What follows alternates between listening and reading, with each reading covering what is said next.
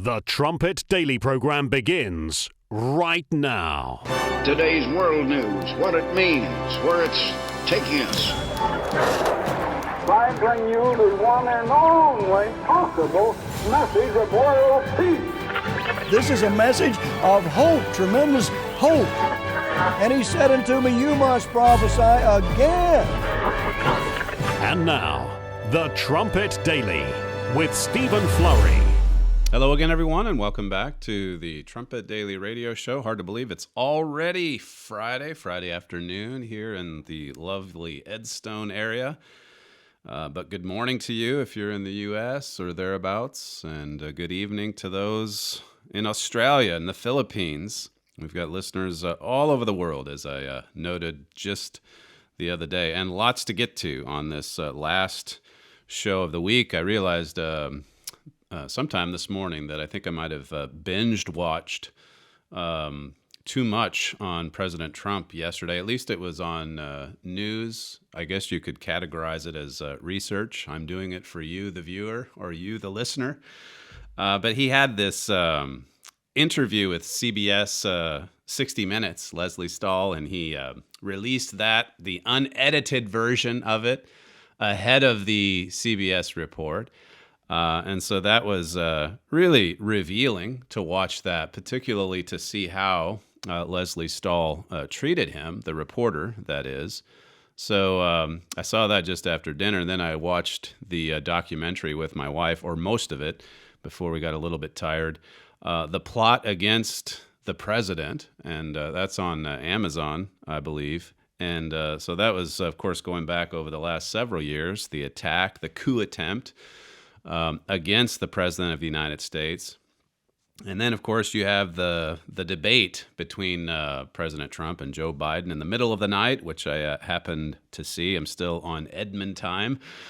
So, yes, after that, I'm ready to kind of decompress and to not think about politics and the news there in the United States, but certainly a lot to take away from last night. A few takeaways here before I get to a follow-up on yesterday's show, where we talked about these continuing bombshell reports about the Biden family and their involvement with these Chinese companies, with the Ukraine company Burisma, the wire transfers, the millions and millions of dollars coming into the Biden family, whether it's his son Hunter Biden or his brother Jim Biden.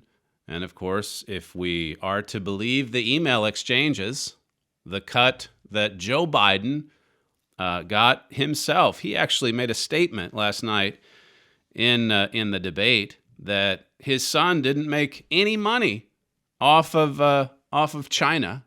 Listen to this exchange. This is clip 15. The guy who got in trouble in Ukraine was this guy trying to bribe the Ukrainian government to say something negative about me, which they would not do and did not do because it never, ever, ever happened.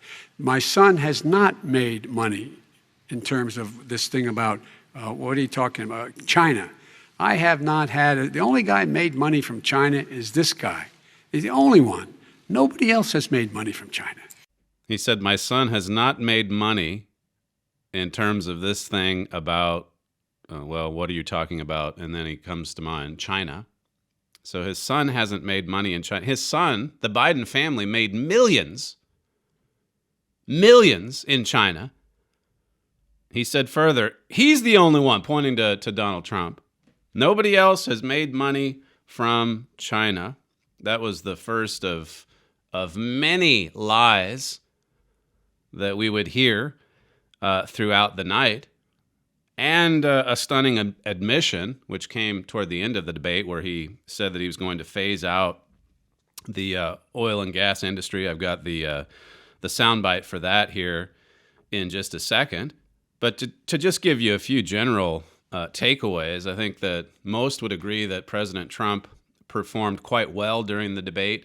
In Richard's news stack today, he was saying that even the German press concluded that Trump was victorious. And it was certainly a different tone. They had said going in, the debate commission, that they were going to shut down the mic during the 2-minute statements for each of the candidates. So there was far less interruptions, but still quite a few. It was maybe a little more subtle this time. The debate moderator, Kristen Welker, she interrupted President Trump 30 times and former Vice President Biden 2 times. So, and the thing about, as I was telling Sam this morning, the thing about Welker's interruptions is that they always came right at the point, right at the time when President Trump was going in for a kill shot. Right, he was right at the point of scoring some pretty big points. And then here comes the moderator to the rescue. And of course, this is not surprising, I know. But still, to watch this, and then you put it together with, as I say, this CBS interview, which if we have time, we'll get to some of those clips a little bit later. But with respect to China and the Biden's dealings abroad, there was more discussion about that in the debate last night than I thought there would be. But in this montage that we'll play here, you can see how the moderator intervenes time and time again to try to shift gears or to move on to another topic. Here's clip 21. You sense that we have to give 10% to the big man. Joe, what's that all about? It's terrible. All right, gentlemen, I want to ask you both some questions. I guarantee you, if I spent $1 million on you, Joe, I could find plenty wrong. Because the kind of things that you've done and the kind of monies that your family has taken, I mean, your brother made money in Iraq, millions of dollars. Your other brother made a fortune, and it's all through you, Joe. And they say you get some of it, and you do live very well. You have houses all over the place. You live very well. All right, gentlemen, let me just ask some questions about. As soon as he became vice president, Burisma, not the best reputation in the world. I hear they paid him $183,000 a month. Listen to this. $183,000, and they gave him a $3 million upfront payment. All right. And he had no energy. I'm going to let the vice president respond to that quickly, and then I need dishonest. to get to a question to you. He is the vice president of the United States, and his son, his brother, and his other brother are getting rich. They're like a vacuum cleaner. They're sucking up money every President Trump, place thank he you. goes. We do need to move on. Respond, If and then we're going to have follow-up this stuff is true about Russia, Ukraine, China, other countries, Iraq, if this is true, then he's a corrupt politician. All right. So don't give me the stuff about how you're this innocent baby.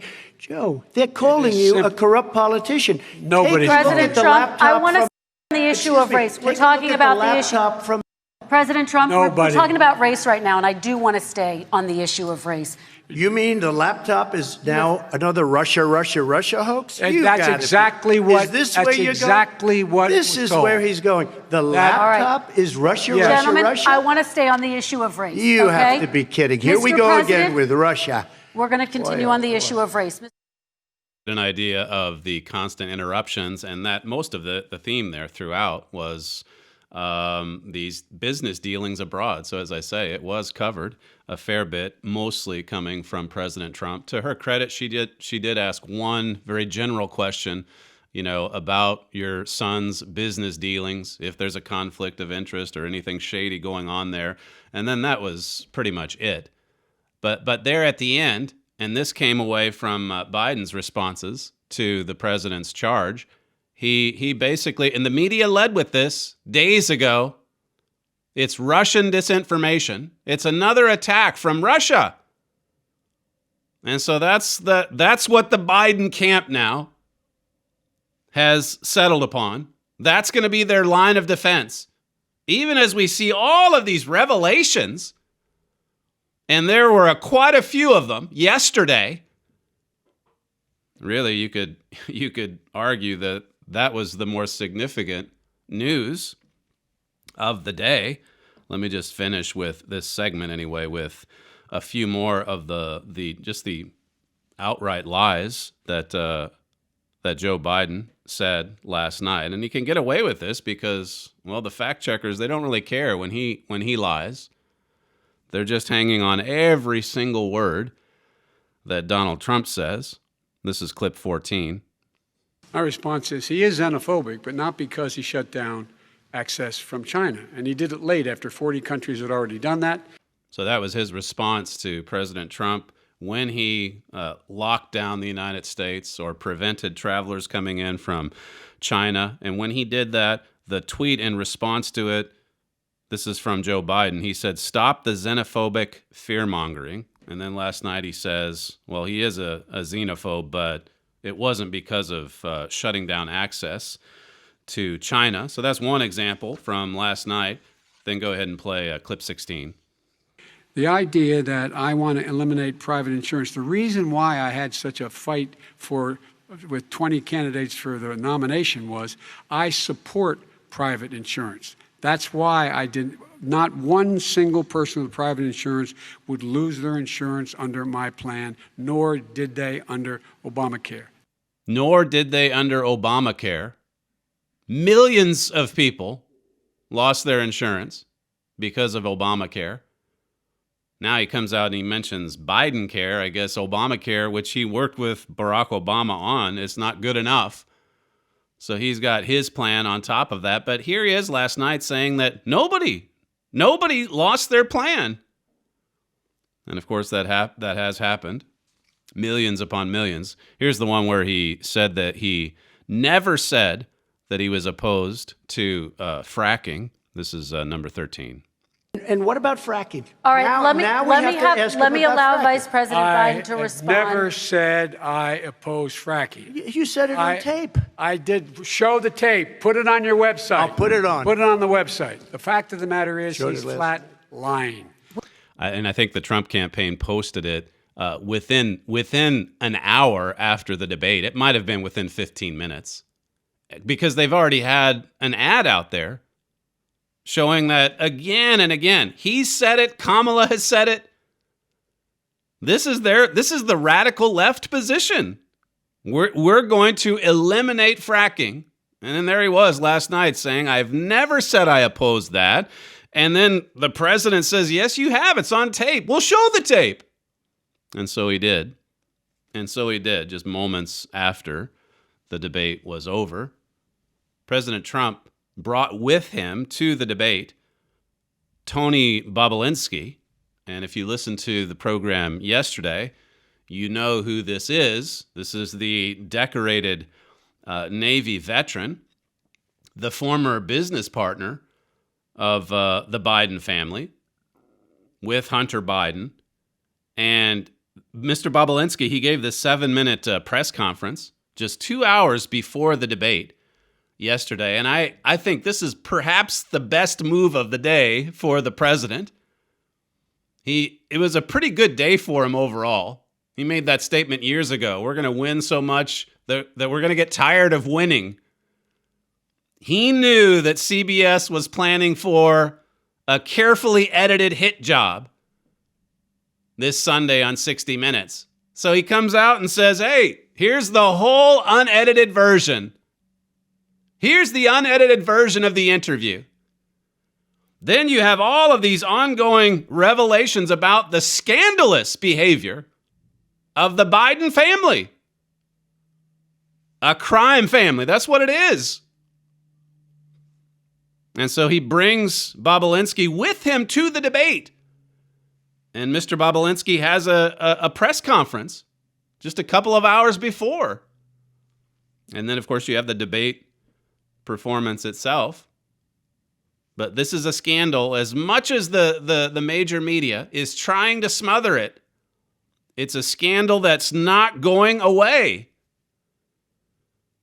Here's Bobulinski with this press conference. He's got 3 phones there. He's turning over the phones to the Senate committee. He's testifying to the Senate today. So you've got the laptop of Hunter Biden with all of this damning evidence about his own family. And then the circumstances by which that laptop just sort of landed in the computer repair shop and stayed there as if it was abandoned. God keeps upsetting their plans. Kim Strassel at the Wall Street Journal, she had an article yesterday about the text messages. We heard about his statement to the New York Post on yesterday's program, and what I believe it was Goodwin wrote at the Post. about Bobulinski and his statement. Well, here's more text messages, emails, all of them associated with the Sinohawk business that Hunter Biden had set up with his business partners. They brought in Bobulinski to be the CEO. And as he explained in the press conference yesterday, they named it Sinohawk, Sino for the Chinese, and then Hawk because it was Beau Biden's, that's Hunter's brother who died a couple of years ago. But Beau Biden's favorite bird was a hawk. So here's this Sinohawk business, these dealings with China involving millions and millions of dollars for the Biden family, as Strassel lays out in her article. She talks about how that the deal was struck, or the beginning of the deal, I guess it culminated in 2017. It went bad there, but this went on for over the course of a couple of years. So she's referring to these text messages from December of 2015, and this deal between, as she says, the Chinese and one of the most prominent families from the U.S. That's taken from James Gillier, one of Hunter's associates. And again, as Strassel brings out, all of this that was going on in 2015 and 2016, this was all while Joe Biden was vice president of the United States. It says here, as the deal takes shape in 2017, Mr. Bobulinski begins to question what Hunter will contribute besides his name, and worries that he was kicked out of the U.S. Navy for cocaine use. Mr. Gillier acknowledges skill sets missing and observes that Hunter has a few demons. And again, she's quoting these text messages throughout.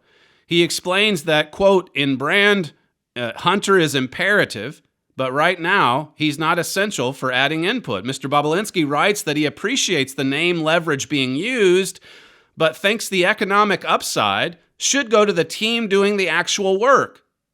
Mr. Gillier reminds him that those on the Chinese side are intelligence, so they understand the value added. In other words, they want the added value of the Biden family name. And Mr. Bobulinski at the time is saying, well, look, if the rest of us are doing most of the work, then, we should be the ones benefiting from most of this. Hunter, as the article brings out, really wasn't doing any of the work. He just came along right at the end when the transaction was nearly complete. Strassel says this dispute almost details, or rather, this dispute almost derails the deal. Hunter is hardly visible through most of the work until final contract negotiations ramp up in mid-May. So that would have been in 2017, just a couple years ago. He brings in his uncle, Jim Biden, for a stake.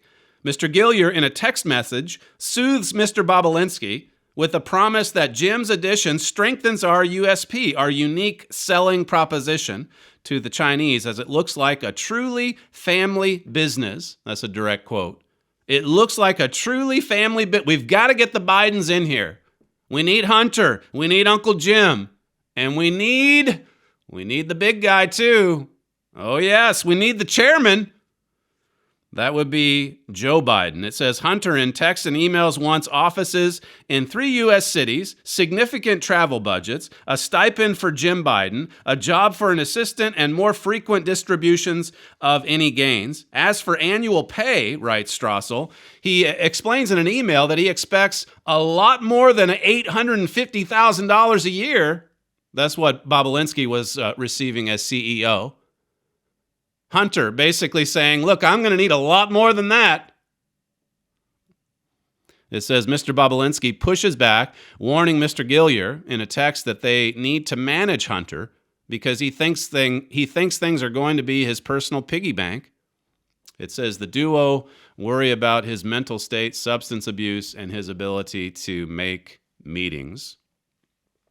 He, as I've said in previous programs, this is a man, the son of the former vice president, that's had a lot of problems, a lot of personal problems and addictions and so on.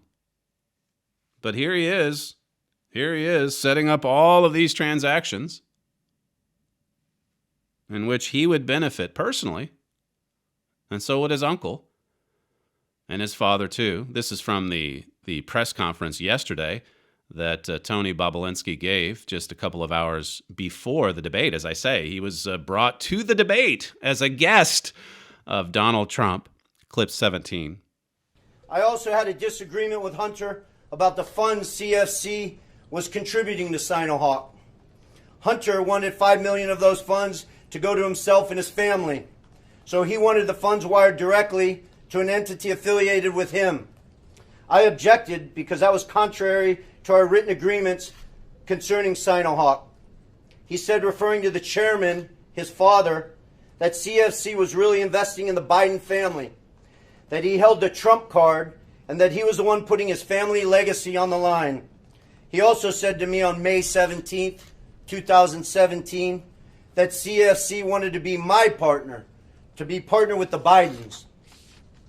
During these negotiations, I repeated to Hunter and others that Sinohawk could not be Hunter's personal piggy bank. So that was sort of the beginning of this sharp dispute as Bobulinski began to realize that, look, this is just like a crime family operation here. This isn't really legit. This is back to Kim Strassel's piece. She says Hunter, in his own angry texts, makes clear that his contribution is his name.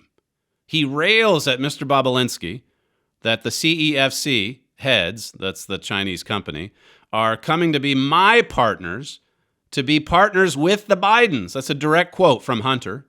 He reminds him, quote, that in this instance, only one player holds the trump card, and that's me. May not be fair, but it's the reality because I'm the only one putting an entire family legacy on the line. An entire family legacy. And we now know, never mind what Joe Biden's been saying for the past year, we now know that he knew all about these business dealings. Of course, he's not receiving payments directly. That's what the bagmen are for. He had others out there like Hunter. Hunter was there collecting all the money, and then it would spread throughout the family. And that's been revealed. The New York Post has shown that. Even down to the percentages. We're just taking them at their own words. Strassel says Mr. Gillier privately tells Mr. Bobulinski to show flexibility since, quote, I know why CEFC Chairman Yi wants to deal and what makes it enormous. It's the family name. This is how Mr. Gillier tried to comfort Bobulinski, saying, look, you have to realize that this chairman of this Chinese company, he's got to get in close with the Bidens. He's paying for that influence. And we've got to accommodate that. CEFC, it says, was closely entwined with the Chinese government and military until it went bankrupt. Let me just read this again. Listen to this. Listen to this. This is the business. This is the company that the Bidens were doing business with. It says CEFC was closely entwined with the Chinese, that would be the communist Chinese government and military until it went bankrupt following U.S. charges of money laundering. There is no question, Strassel says, CEFC was buying Hunter for influence. There is no question. They were buying the influence. And the Bidens were happy to sell it. It says Joe Biden claims he has never discussed his son's business, yet a May 2017 expectations document shows Hunter receiving 20% of the equity in the venture and holding another 10% for the big guy. And who is the big guy? Well, Mr. Bobulinski, he came out with his statement to the New York Post on Wednesday and said the big guy refers to Joe Biden. And then he said the same in his news conference yesterday. Listen to clip 9. On May 13, 2017, I received an email concerning allocation of equity, which says 10% held by H for the big guy In that email, there's no question that H stands for Hunter, big guy for his father, Joe Biden, and Jim for Jim Biden. In fact, Hunter often referred to his father as the big guy or my chairman. On numerous occasions, it was made clear to me that Joe Biden's involvement was not to be mentioned in writing, but only face-to-face.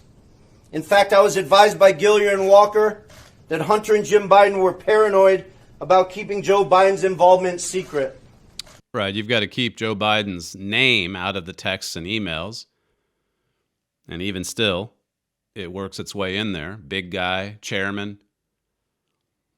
It says in one text, Hunter says that my chairman gave an emphatic no to a version of the deal.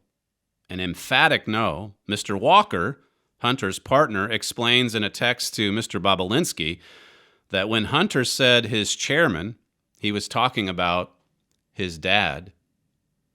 Chairman Joe Biden. He gave an emphatic no. The deal had to meet with his approval. He's the big guy. He's the kingpin. He's the mob boss, you could say. He's running the operation. He gave an emphatic no. Strassel says Mr. Bobulinski's texts show he even met with Joe Biden.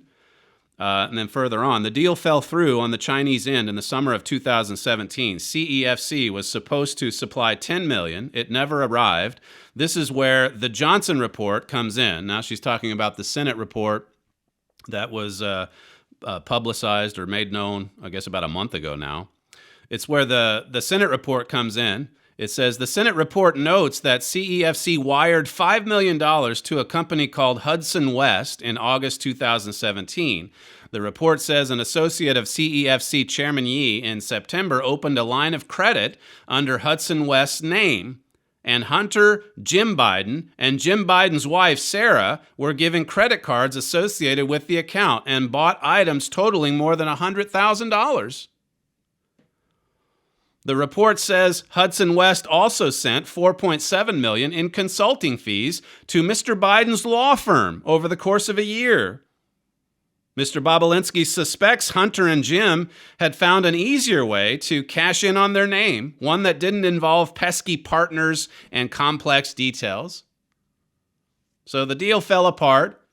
Bobulinski parted ways with the Bidens. And then this Senate report comes out a month ago, and Bobulinski's furious. He's furious because of what the Bidens did. They had promised all of these things to Bobulinski, and they turned out to be lies. They just broke the promise and got the money. It says here, all of this is news. This is Kim Strassel. The press corps that is ignoring it spent 4 years writing about Donald Trump's Moscow business. You see this? You see this double standard? 4 years. They were writing about the Trump business with Moscow, a business that was never there. It was non-existent. And now you have this. You have the money transfers on record. Like Hunter Biden said in that interview a year ago. Well, look, I don't have to tell you how much I made in all these deals, but everything's been declared. I mean, it's been declared. And now you've got the laptop, and then you've got people coming forward. One man that's in jail out west, and then this man, Bobulinski. He was right there in the thick of it. And the press, like Strassel brings out, totally disinterested. And you see this. You see the position that the press is taking by their reporting. You see it in the debate last night. You see it with the Leslie Stahl interview. Well, we can't run with that story. It's not true. It hasn't been verified. Or as we heard last night, well, it's Russian disinformation. Still, though, the story's not going away. It won't go away. Here's another short clip from Bobulinski's press conference yesterday, clip 19. I was told this past Sunday by somebody who was also involved in this matter that if I went public this information, it would bury all of us, man. the Bidens included. I have no wish to bury anyone. I've never been political. The few contributions I have made have been to Democrats. But what I am is a patriot and a veteran. To protect my family name and my business reputation, I need to ensure that the true facts are out there. And so he comes to the press conference with his 3 phones and says, "I'm turning them over." This covers the last 3, 4, 5 years of my communications with the Bidens and such. I'm going to give it to the Senate committee. Just devastating. Here's a registered Democrat. He said at the end, I'm not going to give questions here because, that can happen later. But I'm going to tell the story. I'm going to give the facts and let the American people decide. And then the reporters said, well, you've got to take some questions. And you know what one of them shouted out? Who paid you to be here? Who paid for you to come to this press conference? The reporter's not in any way interested in all of the businesses abroad that paid the Bidens for influence. But he's shouting out at this man, this businessman, who paid for you to be here? Well, as he said, everything I'm saying in my statement or that I stated to the New York Post, it can be corroborated by the emails and such on these devices. When we come back, we'll have a few more highlights from the debate last night, and hopefully, as I say, get to a clip or two from the unedited version of President Trump's interview with Leslie Stahl. You're listening to Stephen Flurry, and this is the Trumpet Daily Radio Show. If you'd like to email some feedback to the program, you can send comments to td@kpcg.fm. We'll be right back.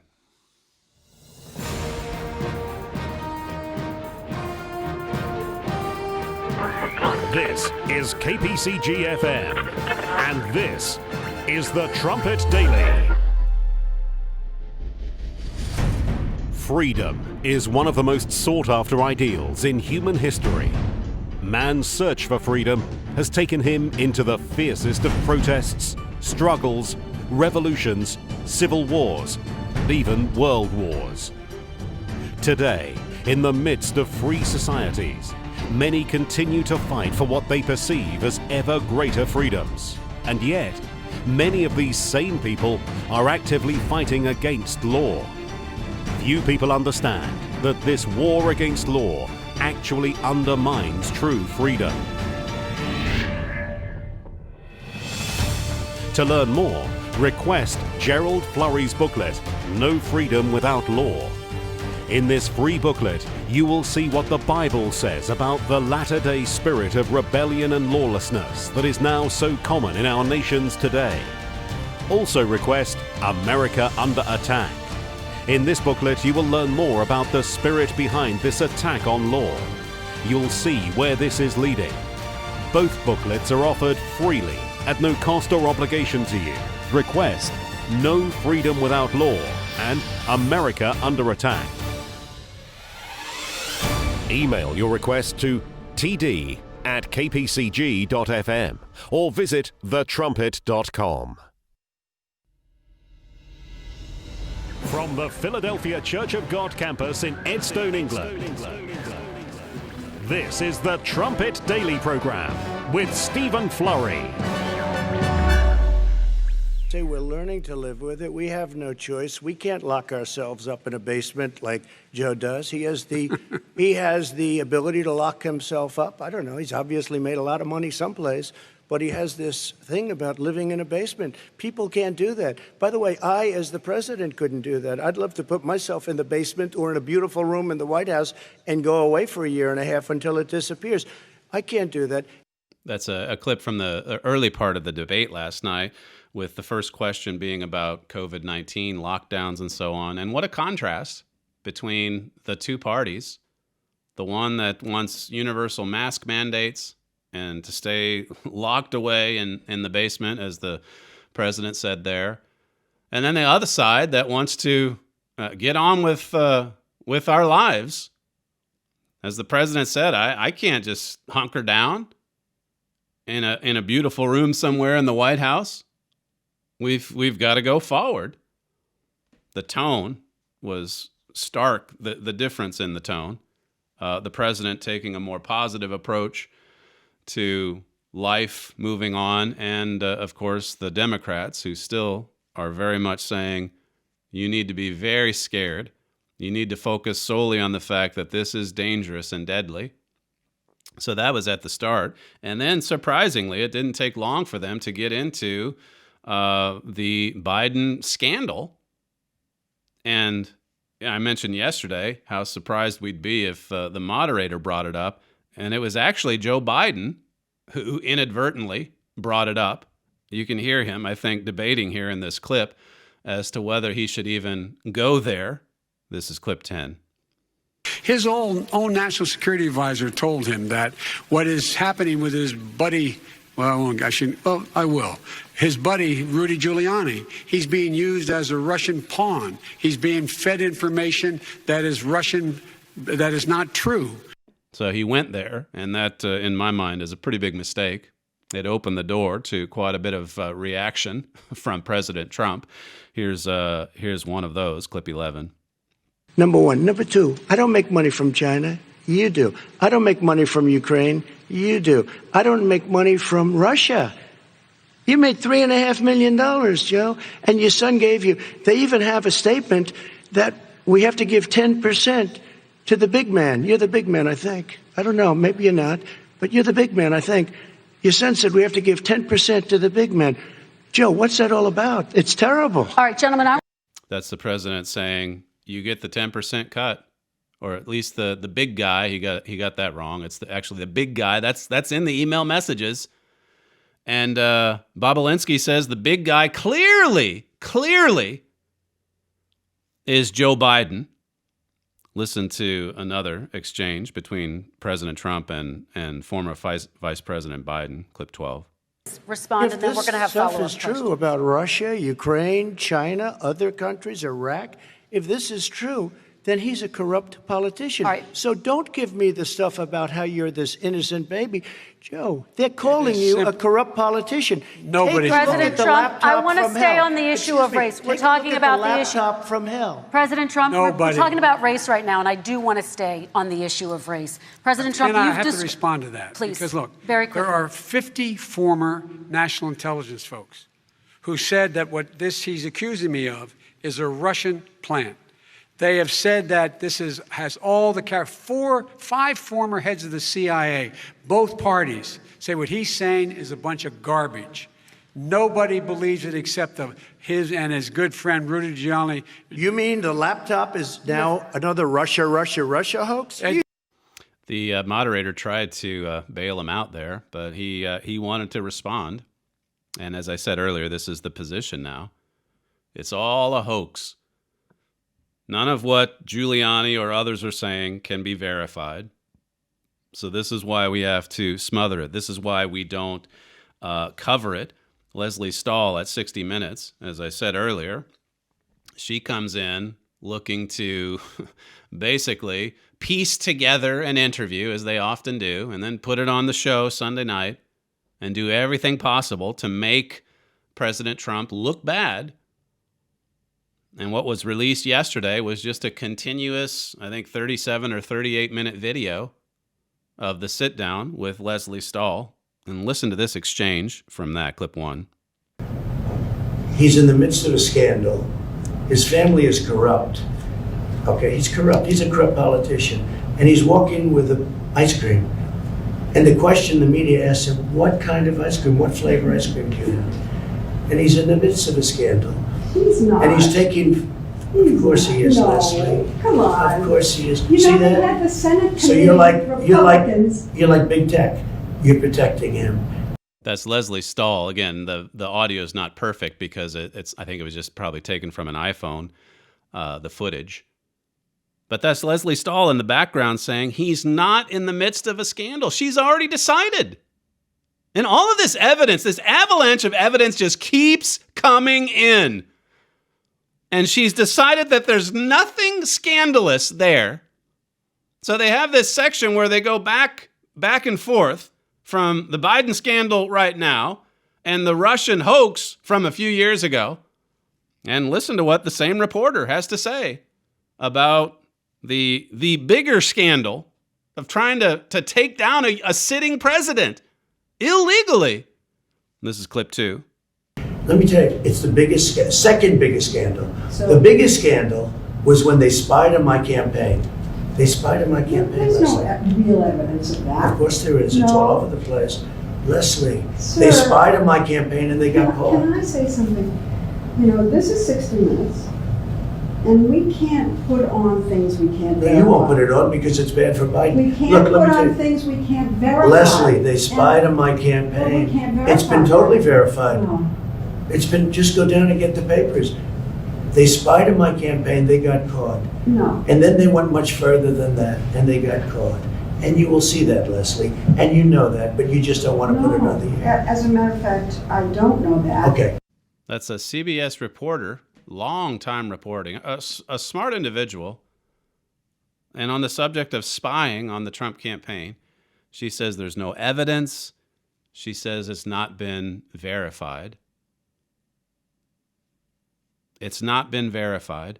Last night, this was Brian Williams. He's had his trouble broadcasting the truth, but he's on MSNBC. He's responding to what the president said, some comments that he made during the debate about, again, his campaign being spied upon. And listen to the way Brian Williams reported on that.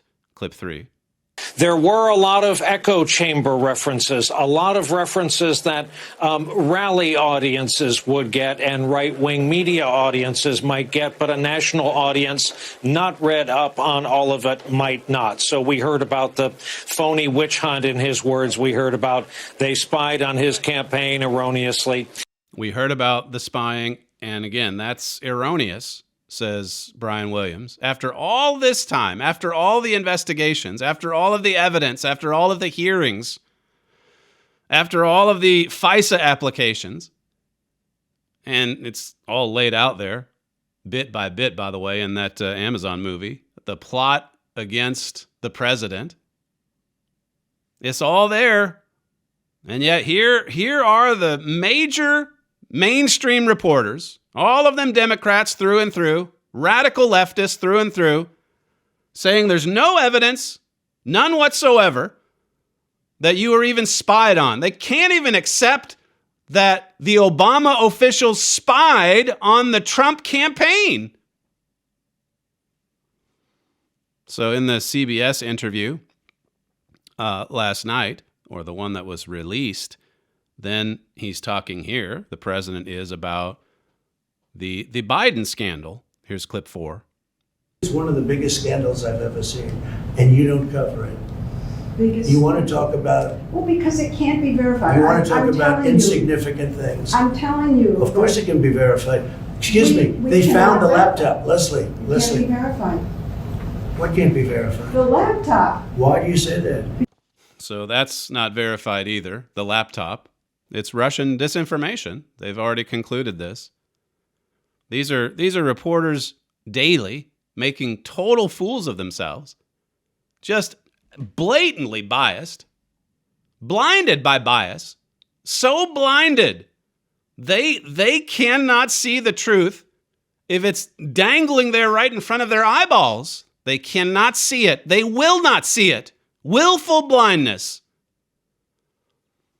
Listen to one last clip. This is from that unedited interview, clip 6. The press is very biased, very, very biased. And I'm not talking about anyone. I'm talking about, no. Yes. No, I'm not. You're discrediting yourself, Leslie. No, you are. Leslie, you're discrediting yourself. When you don't go after Biden, with the corruption in the Biden family. You've asked me 5 When you don't go after what happened in the Russia witch hunt, which turned out to be a total phony with no collusion whatsoever. When you don't do that, you discredit yourself. The press, is highly discredited right now. You do know that. That's a clip from his interview with Leslie Stahl. going back and forth on all of these things that she feels are unverified. I saw one tweet, I believe it was from Lee Smith, and it was following comments following the debate last night. Well, we can't report this, it's not verified, or I think actually it was in response to this Leslie Stahl exchange. And Lee Smith said this is exactly why all documents should be released, unredacted. And then I would add to that, it's also why there should be indictments and prosecutions. See, this is where so many on the Republican side, they stop just short. They get it's a pretty interesting documentary, The Plot Against the President. But nobody, at least to this point, nobody has gone to jail. Nobody's been punished for it. And so you allow for these reporters to just go back and forth and say, well, that's just a Republican attack. That's just a conservative attack. There's a two-tiered system of justice. And when people keep getting away with crimes, when they keep getting away with it, when no one's prosecuted, when no one ends up going to prison over it, over all of this illegal behavior, well, you hear it for yourself. They either say there's nothing to it, it's not verified, it's Russian disinformation. Nancy Pelosi yesterday was asked about the laptop, and she said, not going to answer it. Next question. Or they just, like I say, they just shut it down. They just blot it out. They just believe what they want to believe. We went through 1 Corinthians 5 and 6 in epistles just the other day.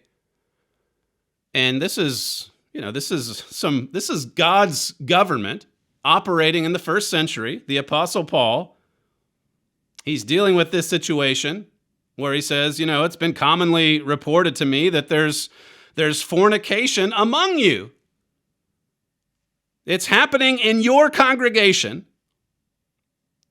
It says such fornication as is not so much as named among the Gentiles, that one should have his father's wife. So here is this adulterous affair. This young man having an affair with his stepmother. Everybody knew about it. And Paul says in 1 Corinthians 5 that they were puffed up, the brethren. They were proud of themselves because they had tolerated the sin. And that's, as I said at class, that spirit of tolerance, just tolerating any kind of immoral, evil behavior, that spirit is so strong today. We just want to tolerate any kind of lawlessness. Paul said, and you're puffed up and have not rather mourned that he that has done this deed might be taken away from among you. So that's how it works within the church. The sin, if the sin is there, it's to be removed. It's to be taken away. There's correction or punishment that must be applied. Otherwise, what happens? Well, Paul goes on and explains that a little leaven leavens the whole lump. Look at how much sickness there is in government today. Look at how much sickness there is in Israel today. Head to toe. Isaiah 1 says it's sick from head to toe, through and through. And the sickness in particular is concentrated in the head. That's the government. That's the top tier. What do we see in the world today? What do we see in our nations today? We see a lot of wickedness in high places. And even though it's being exposed, and my father's made quite a few points along those lines, even with respect to President Trump, he does a pretty good job of exposing the evil. But unless law enforcement deals with it, what happens? Well, in the case of what we saw this past summer, you have cities that go up in flames. And you can certainly apply it with respect to these scandalous actions, this fake Russian hoax. Who's been punished for that? For the illegal spying? Who was punished for lying to the FISA court? We've got all the evidence. Never mind what Leslie Stahl maintains. It's all there. It's in reports. It's all over the place. But we just let it hang around. We just let it spread. It's never, ever dealt with. Paul dealt with sin. On the church level, Paul dealt with the sin. Verse 3 of 1 Corinthians 5, it says, "For I verily, as absent in body, but present in spirit, have judged already, as though I were present, concerning him that has so done this deed." He says, in the name of our Lord Jesus Christ, when you're gathered together in my spirit with the power of our Lord Jesus Christ to deliver such an one unto Satan for the destruction of the flesh, that the spirit may be saved in the day of the Lord Jesus. I've made my decision. This man's to be put out. We've got to do it for his sake. It may destroy his flesh, but look, we've got to look longer term here. And furthermore, you could add, we've got to protect the congregation. We've got to protect the brethren from this evil. We don't want it to spread. You have a president that does, in many ways, confront. But it's not enough, is it? It's not enough. Even in that Leslie Stahl interview, he said at the end, he was pretty nice about it, because Bill Barr certainly is a massive step up from a lot of former AGs. But he basically said Bill Barr is being too nice. He's being too nice. Now, again, there could be some indictments coming and some arrests and some prison sentences for all of this lawlessness. We'll see. But to this point, look at how many people are just able to get away with sin. They're just able to get away with it, and then they stay in their positions. Or if it's a new administration and they have to leave government, they get these cushy jobs at MSNBC. I forget which, I believe it was it a university that just hired Peter Strzok? Yeah, he just got hired. He's already a commentator. Peter Strzok. He's the one that set up the trap for Mike Flynn. And so he comes out of all of that scandalous behavior. He gets a job with one of the networks, and now I guess he's going to be a big professor. You're rewarded for evil. That's the message. That's the takeaway. You can get away with it. And so the evil persists. Paul said in 1 Corinthians 5, "Your glorying is not good. Know you not that a little leaven leavens the whole lump?" The whole lump is going to be leavened if you let a little bit of the sin hang around. That's the analogy here. Leaven is a type of sin. You let a little bit of lawlessness hang around, and what does it lead to? Paul says, verse 7, "Purge out therefore the old leaven, that you may be a new lump, as you are unleavened. For Christ, our Passover, is sacrificed for us." Paul, by the way, talks in this book, this letter, about Passover and the days of unleavened bread, all of these holy days that we're to observe every year. He wrote this in AD 55, by the way, over 20 years after the crucifixion of Jesus Christ. And he's writing to the brethren of God in the church about our Passover. And then he says in verse 8, "Therefore, let us keep the feast." That's the feast, the festival that follows right after Passover, the days of unleavened bread. He says, let us keep the feast, not with old leaven, neither with the leaven of malice and wickedness, but with the unleavened bread of sincerity and truth. Keep the feast with the unleavened bread of sincerity and truth. You lose that, and what are you left with? Well, a lot of malice and wickedness.